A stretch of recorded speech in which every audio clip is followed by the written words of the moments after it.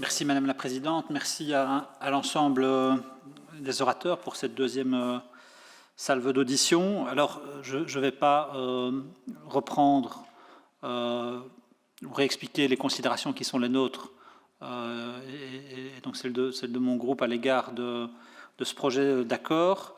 Mais j'ai juste l'une ou l'autre question un peu plus précise qui font suite aux expressions de cet après-midi.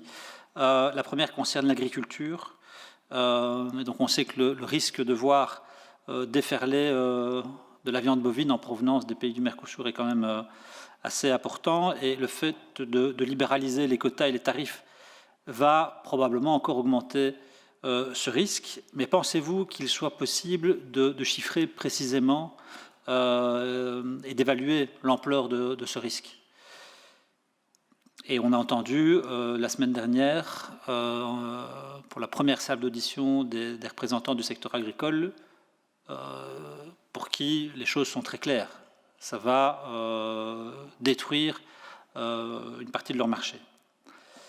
Alors, sur les biens industriels, la question est la suivante. Sur les 10 produits que nous exportons le plus, il n'y en a que 3 pour lesquels on peut espérer une vraie plus-value dans les échanges commerciaux.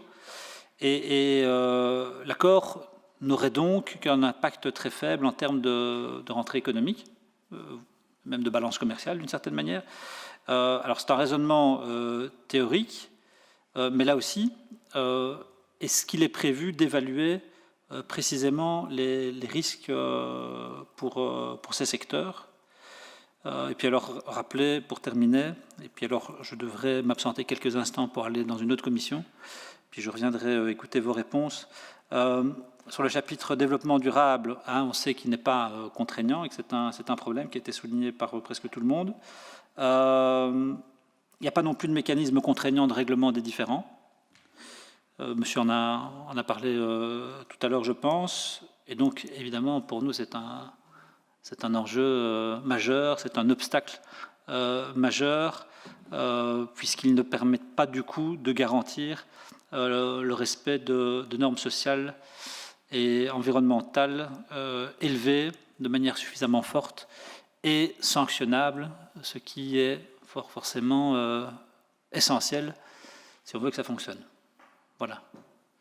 Je vous remercie.